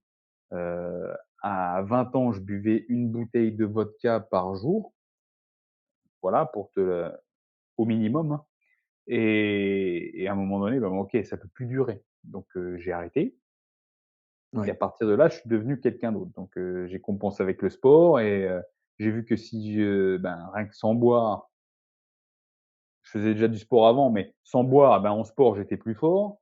Que quand je commençais à prendre soin de mon alimentation, j'étais plus fort, mais encore plus performant. Et que je prenais vraiment soin de mon alimentation, en plus, j'avais le physique qui commençait à suivre derrière, que j'étais plus malade, que je récupérais bien et tout. Voilà, c'est aussi simple que ça. J'ai eu un déclic par rapport à un point de départ, mais je me suis rendu compte que prendre soin de mon alimentation, de mon hydratation, de mon activité physique, rien que sur ces 3 piliers, déjà, boum, ça a explosé. Et là, je te parle de ça sur la vingtaine. Et quand Mmh. après arrive la trentaine et autres, tu te rends compte qu'il y a d'autres choses qui sont Chose. encore très importantes et que si j'avais pris ça en compte plus tôt, Ah oui, j'aurais été oui, un autre athlète, tu ça c'est vois? sûr. Donc si j'avais pris en compte le sommeil, si j'avais pris en compte la respiration, voilà, tu vois? Moi, la respiration, on parlait de respiration. Mmh. Moi, quand, je faisais, de la course à pied, avec l'armée, et puis après je courais tout seul, on m'avait appris, tu inspires, par le nez, tu souffles par la bouche. Voilà, on faisait comme ça. Voilà et j'avais des super perfs. En courant comme ça, j'ai tapé un 10 kilomètres en 35 minutes, tu vois ce que je veux Ah dire? ouais, oui, Donc tu heu, donc m'étonnes. donc j'avais des super perfs. Imagine si je m'étais entraîné à l'époque avec de la respiration nasale, tu vois? Avec un bon sommeil de qualité, profond, enfin voilà. Ça aurait été tout autre. Mais c'était pas mon métier, ça, tu vois? C'était pas dans les mœurs, quoi, tu vois? C'était pas, voilà. Et puis je veux te dire, quand j'étais à l'armée, je dis: «Je prenais soin de mon alimentation», c'est je mangeais ce qu'il y avait à la cantine et c'est sûr que le soir, j'allais pas manger les kebabs avec les copains. C'est ça, au final. Après, quand j'ai quitté l'armée et que j'ai évolué dans ma vie personnelle, oui, moi j'ai toujours cuisiné un peu, hop, choisir plus les légumes. OK, tel légume, ça apporte tel micronutriment. Tiens, est-ce que, quel type de source de protéines je peux manger? Quel type de glucides? Faire de la diversification dans mon alimentation, tu vois? Mmh. Tout n'a pas été fait du jour au lendemain. Ça a été quelque chose qui a été fait sur 10 ans, tu vois? Sur 10 ans et puis bien évidemment quand tu apprends, en naturopathie en parallèle, tu testes ce que tu apprends et ça te modifie encore ta façon de penser. Tu fais évoluer ça, tu vois? Et depuis que j'ai fini ma formation de naturopathie, j'ai encore fait évoluer mon alimentation parce qu'au-delà de la naturopathie et tout. Moi, je suis quelqu'un de dynamique, j'ai des objectifs physiques, des objectifs, sportifs. Et donc, voilà, faut que j'aille, faut que je soutienne ce que je fais. Faut que je soutienne ce que je fais. Tu vois, là, Mmh. aujourd'hui, moi, je suis en Haute-Savoie habituellement. Aujourd'hui, je suis à Paris pour une semaine Oh! d'entraînement avec des gars qui viennent du Brésil. Il y en a qui sont champions du monde, et puis il y a des gars qui sont du coin, là, qui sont plus jeunes que moi. Donc je m'entraîne avec des gars qui peuvent avoir entre, 5, 10, 15, 20 ans. Il y en a qui pourraient être mes gamins, tu vois? Et Mmh. les gars qui me disent: «Punaise, putain, mais tu la force, on n'arrive pas, machin». Je fais: «Ah ouais?» Et c'est simple, quoi. Je m'entraîne, je dors, je bois, je m'alimente, je prends des compléments parce que, par rapport à mon âge, par rapport à ma demande physique, par rapport à mes apports nutritionnels, par rapport à qui je suis, je prends quelques compléments pour soutenir le tout. Je fais ça de manière régulière et ça paye. Mais ça ne se passe pas comme ça, en un Comme ça, claquement de ouais. doigts. C'est des années, c'est des années. Je le précise ça parce que c'est quelque chose qui Bien sûr. m'exaspère moi, c'est les gens qui veulent tout, tout de suite. Le truc, en Mmh. une semaine, j'ai pas perdu de poids, ça marche pas. Ah, au bout d'un mois, j'ai pris que 500 grammes sur ma prise de masse, c'est pas normal. Non mais attendez les gars ou les filles, ça prend du temps, quoi. Et souvent, c'est des gens qui veulent parce que tu les aides ou ils font le boulot eux-mêmes. Mais en fait, ils connaissent pas tous les tenants et aboutissants. Ils ont pas tous les détails que toi tu pourrais avoir et parce qu'ils sont conditionnés avec l'environnement des réseaux sociaux des affiches, des films avec tout le monde qui te perd 10 kilos en 2 mois, les gars qui ont, 22 ans et qui sont tankés comme des bodybuilders, Mmh. alors qu'on c'est pas la réalité. Maintenant, tout le monde se pique, tout le monde prend des produits, tout le monde fait du Photoshop mais les gens en face, ils sont consommateurs. Ils disent: «Ah ouais, moi je veux ça, moi je veux ça». C'est comme je t'ai dit, j'ai 41 ans, j'ai des gars de 40 ans qui me disent: «Ah ouais, moi aussi je veux être comme toi et tout». J'ai dit: «Mon gars, c'était il y a 20 ans qu'il fallait commencer». Bim. Non, mais Voilà, tu as raison, ouais, ouais. voilà, c'est ça aussi qu'il faut se dire. Et si toi là qui m'écoutes, derrière ton écran, tu te dis: «Ah ouais, moi aussi, je veux être balèze, je veux être endurant, je veux machin». Et c'est maintenant qu'il faut mettre les choses en place. C'est pas le lundi 1er janvier ou parce que c'est la rentrée des classes ou parce que ça va être l'été dans 3 mois. C'est une affaire de tous les jours et c'est pas qu'une histoire de physique, c'est une histoire de santé au final. Mmh. Parce que quand tu prends soin de ta santé, ton corps te le fait sentir Bien et sûr. ton corps s'adapte à ce que tu lui donnes. Mmh. En fait, ton corps doit être le reflet de ce que doit incarner ce que tu vis. C'est ça, en fait, au final. Maintenant, pour moi, l'idéal non, c'est pas comme ça que je formuler les choses. Il y a peut-être des photos de moi qui circulent sur le net où, tu vois, je suis pas mal, hein, je suis pas non plus, super, mais j'ai des abdos, je suis musclé et autres. Mais pour moi, c'est la base. Pour moi, je suis une personne normale. Alors que quand je vais à la plage, les gens s'arrêtent et regardent, tu vois? Parce que je suis pas dans leur normalité Mmh. et pour moi, ils sont en dessous de la normale. Pas que je me considère au-dessus, c'est que je me suis dit: «Eux, ils ont pas fait le boulot pour être normal». Parce qu'il y a des Mmh. gens au-dessus, bien évidemment. Moi, je suis dans cet état d'esprit, tu vois? Heu, on peut pas évoluer comme ça sans chercher à développer son corps, comme pour développer son esprit, son mental. Tu vois? Parce que bien souvent, les gens, vont avoir des physiques de mollassons et un cerveau mollasson en même temps, tu vois? Et je pense que notre société baigne un peu trop là-dedans, tu vois? Et du coup, c'est la solution de facilité. C'est pour ça que maintenant on veut attention, faut pas faire de fat shaming, tu vois? Il faut accepter tout le monde comme il est. Moi, j'accepte tout le Mmh. monde comme il est. Seulement, je me Ouais. réserve le droit de me dire que cette personne, elle a peut-être pas envie d'avoir un physique normal. Et j'insiste bien, c'est ma normalité. Un physique normal, parce qu'elle se complaît dans la médiocrité et médiocrité, ça veut pas dire être mauvais. Bien Médiocrité, c'est sûr. être dans la moyenne. Voilà. Dans sa moyenne à elle, pas dans la mienne. Moi, je pense qu'on est vraiment dans une période de même si on dit qu'il y a beaucoup de gens qui commencent à prendre en compte, plein de choses, à vouloir, faire des choses pour progresser, pour évoluer, pour changer les consciences, moi je le vois pas. Je ne le vois pas, non, c'est que Ouais. des belles paroles. Parce qu'en fait, au moment de passer à l'action et c'est ça qui compte, c'est Ouais. le passage à Mmh. l'action. Au moment Mmh. de passer à l'action, ça dure quoi? Là, tu vois, ça dure les 3 premières semaines de janvier, puis après c'est fini. Après c'est fini. Tu as quelques survivants, puis on verra dans 1 an s'ils sont encore là. Moi, je fais du jiu-jitsu brésilien. Super. On a tendance à dire que, alors maintenant ça a peut-être changé un peu, hein, mais, sur, 100 ceintures blanches, donc sur 100 débutants, il y en aura peut-être 5 qui seront ceinture noire. Mmh. Je suis ceinture 5%. noire, je suis ceinture noire, tu vois? 5. Et c'est comme tout, hein. Sur 100 personnes qui commencent à faire du sport le 1er janvier, combien il y en a à la fin de l'année? Tu vois? Et c'est là que tu vois aussi alors bien sûr, il y a les aléas de la vie, hein, qui font que, ben, je comprends tout à fait, hein, le côté financier, le côté, familial et autres, mais il y a toujours moyen. Il y a toujours moyen et je le dis parce que, je ne suis pas qu'un naturopathe qui est chez moi avec ma famille. Ça fait 20 ans que je fais, plusieurs métiers, que, je m'entraîne en ayant une famille, que je me lève tôt pour m'entraîner, que je prépare à manger, que je me prépare à manger pour les autres et aussi pour moi parce que des fois je mange pas de la même façon. Ça prend du temps, ça prend de l'énergie. Mais si tu veux des résultats, il faut se sortir les doigts, dire: «Ah, je suis fatigué et tout». Mais ouais, mais c'est bien beau ça. Mais continue de faire ce que tu fais maintenant et puis tu resteras qui tu seras. La point. motivation vient en bougeant.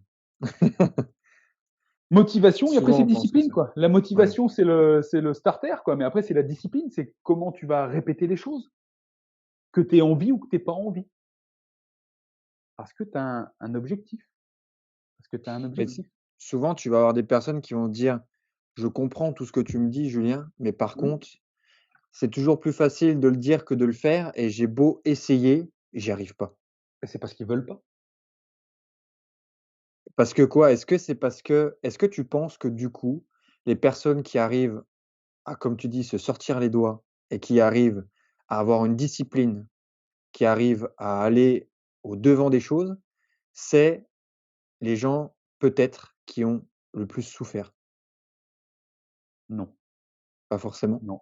Pour moi, ceux qui font ça, et quel que soit le domaine, hein, ça peut être apprendre une langue, développer un physique, tu vois? C'est sur tous les domaines, le business ou autre, hein.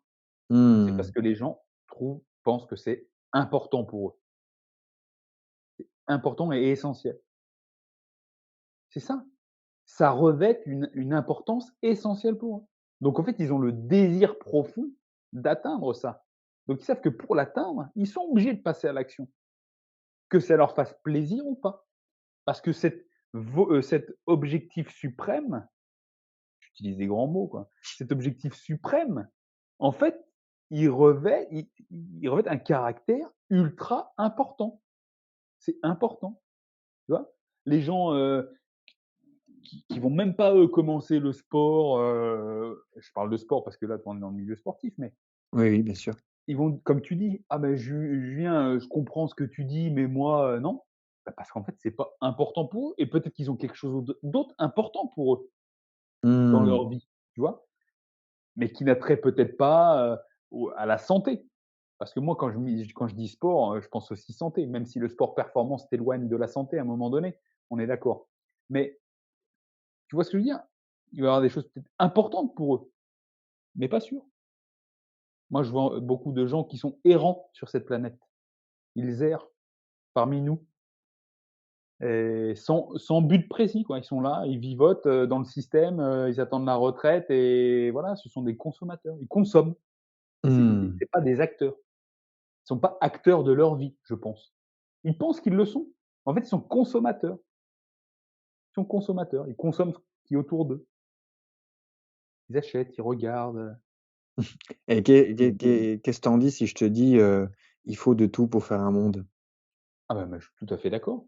Je suis tout à fait d'accord. Parce que s'il y avait pas de tout, on parlerait pas d'eux aujourd'hui, quoi, tu vois? C'est sûr, il y aurait pas de podcast.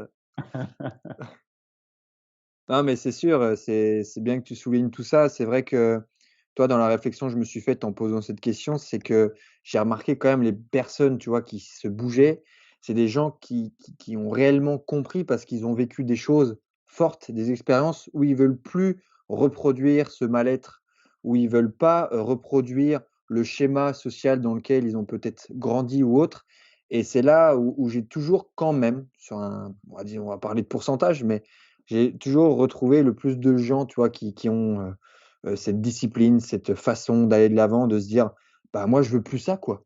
Tu vois? Je veux plus, j'ai connu mon père, il a fait ça, moi, je me suis torturé pendant des années, c'est mort et c'est vrai, tu vois, en discutant avec quand même pas mal de personnes alors, en fait, tu as un peu des 2 cas et j'en parlais avec Pierre Dufraisse là-dessus, mais tu as le cas de la personne qui, ben et justement, elle a rien connu de folichon dans sa vie, donc pour elle, la vie, elle est pas entre guillemets «simple», mais c'est des gens qui vont être quand même facilement, frustrés parce qu'ils ont pas tout ce qu'ils veulent tout de suite, parce qu'ils ont pas connu ce que c'était d'y aller de par son propre labeur ou parce qu'ils ont pas eu les contraintes ou tu as pas le choix, tu vois?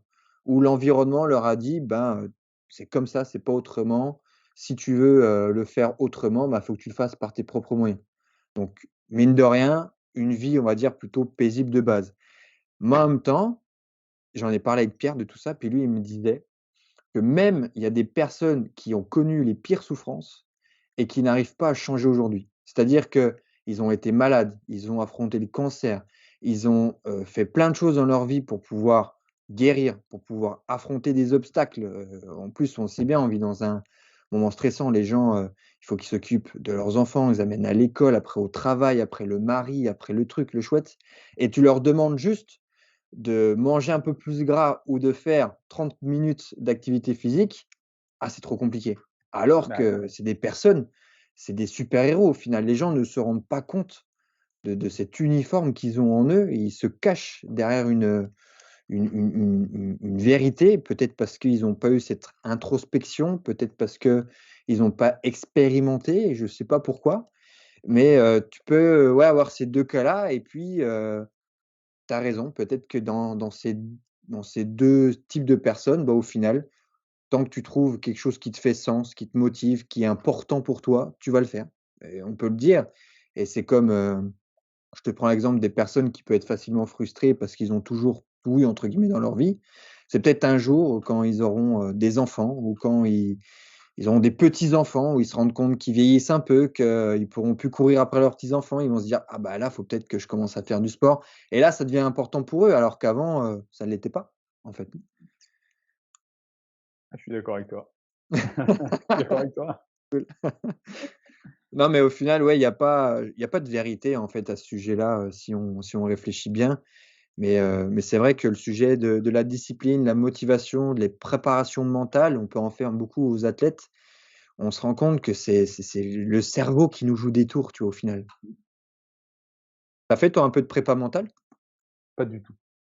Et c'est quelque chose, tu sais, qui est très à la mode, en ce Mmh. moment, et dans ce que je pratique là, le jiu-jitsu brésilien, c'est très très à la mode et bien sûr, moi, en tant que naturopathe, on me dit: «Ouais et toi, la gestion du stress et tout». Bah, c'est simple. Moi, tu sais, dans ma façon de faire, en tant que naturopathe, j'ai les piliers ce que j'appelle les piliers de la santé.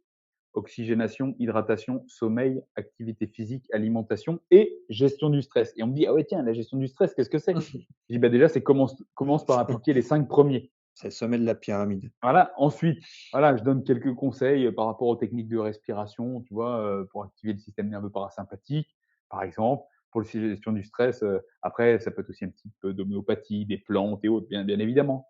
Mais après: «Ouais, Mmh. mais toi en compétition et tout», j'écoute. Moi, j'étais militaire. Quand toi, à 23 ans, tu me dis que le truc le plus stressant, c'est, d'avoir que tu aies passé ton bac, moi, à 23 ans, je montais à l'assaut. Je me faisais tirer dessus. Quelques années après, j'étais dans Kaboul, C'est on super. s'est fait, péter, il y en a qui se sont fait péter, avec des bombes, il y a eu des cratères, des morts et tout. Ça a rafalé dans tous les sens. J'ai dit: «Alors moi, quand je vais faire ma compétition de jiu-jitsu brésilien, pour moi, c'est comme si j'allais jouer au foot avec les copains le dimanche», tu vois? Donc Mmh. l'histoire de gestion du stress par rapport à une compétition sportive, par rapport à sport, je relativise beaucoup. C'est mon expérience là qui fait que maintenant, si je vais faire une compète, bon, bah, voilà quoi, c'est salut, salut. Même si c'est une compète, on est censé se faire, étrangler, et autres, tu vois? Mais on sait qu'on va sortir en vie, tu vois? Parce qu'il y a eu d'autres contextes dans lesquels c'était pas le cas et à cette époque-là, j'étais plus jeune et il y avait pas d'histoire de préparation mentale. On y allait, on était conditionnés, on était entraînés pour, tu vois? Mmh. C'est ça, donc quand je vais faire une compétition, c'est parce que j'ai envie d'y aller, donc j'ai pas besoin de me préparer mentalement. À partir du moment où je m'inscris, c'est que j'ai envie d'y aller. J'ai envie de passer à l'action et je sais pourquoi j'y vais. J'y vais pas pour, ramasser les champignons. Voilà, on y va pour donner le meilleur de soi-même. C'est donc j'ai pas de truc à sacraliser la préparation mentale, tu vois? Ça va, beaucoup avec, oui, ça peut forcément aider à optimiser le conditionnement mental pour, je pense, des personnes qui pourraient en avoir besoin. Mais je connais des athlètes qui performent au plus haut niveau et qui n'en ont pas besoin. Enfin qui pourraient peut-être en tirer les bénéfices.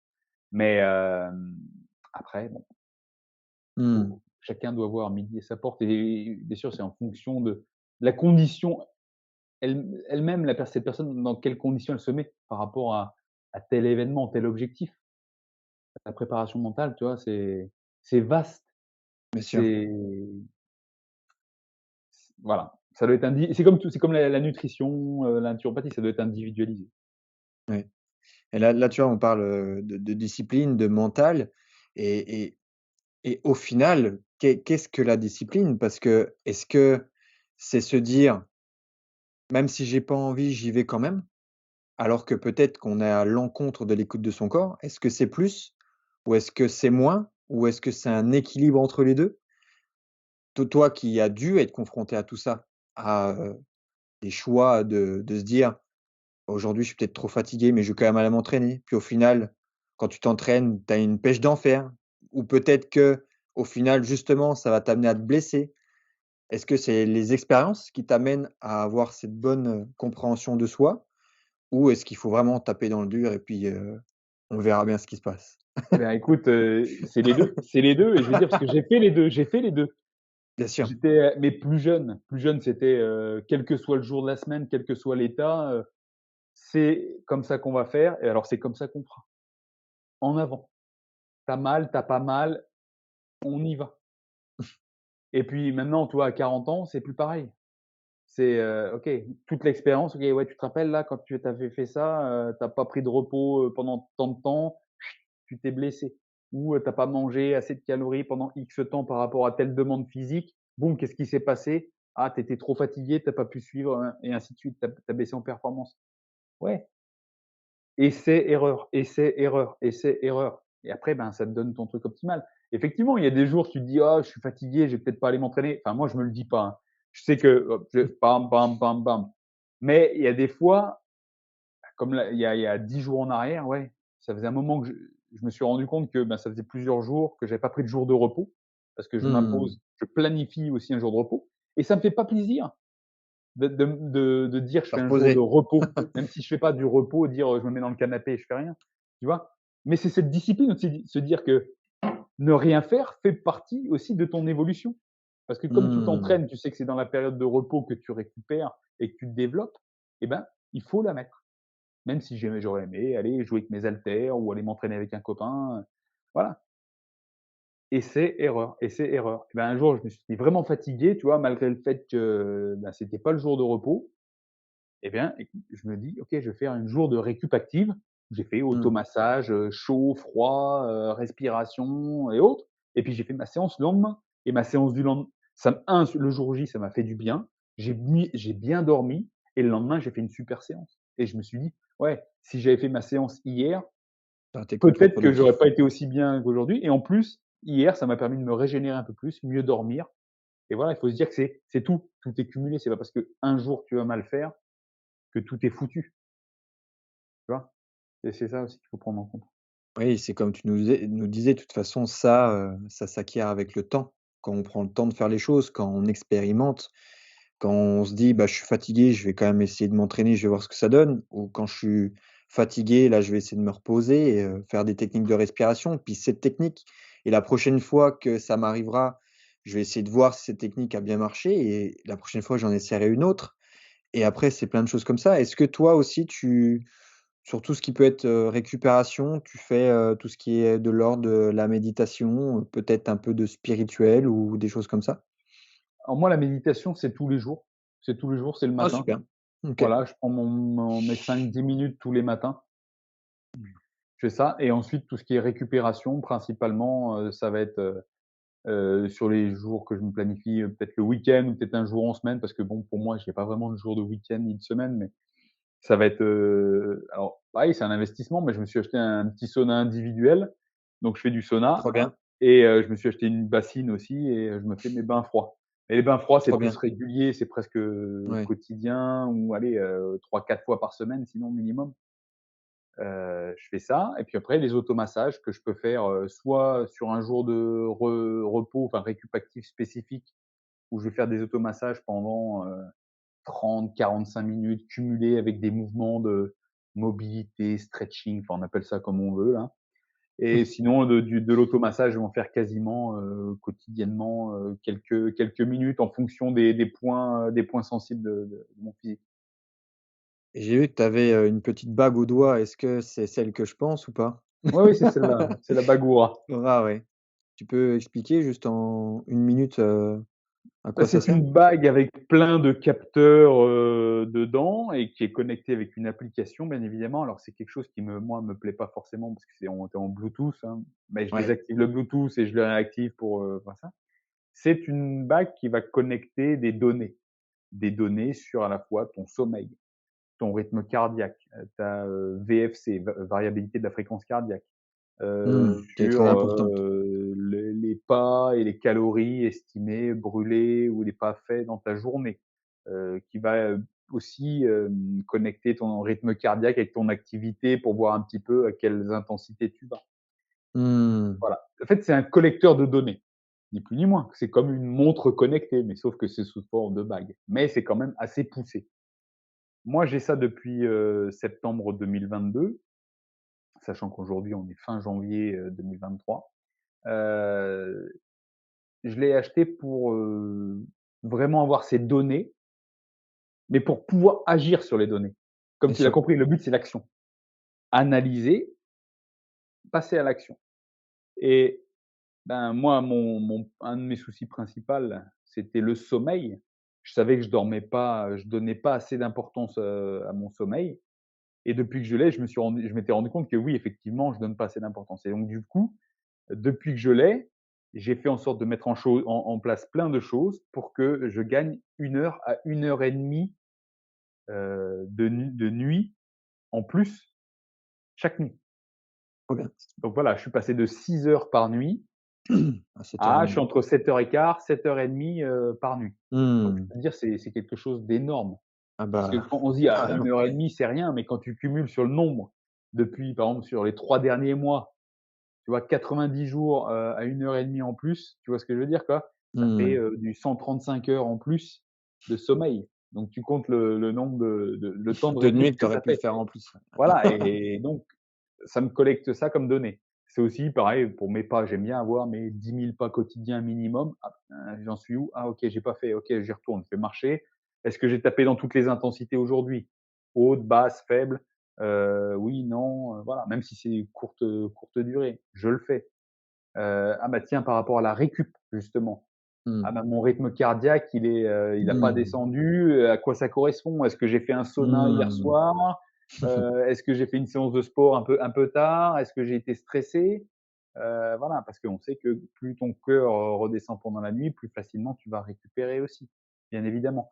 Donc voilà, c'est grâce à ces données, j'essaye de mettre en place des choses, éviter certains comportements, qui pourraient influencer sur ma capacité de récupération et pour qu'au final, je sois bien, je sois encore mieux la journée. Voilà. Et mon but n'est pas de l'avoir toute ma vie.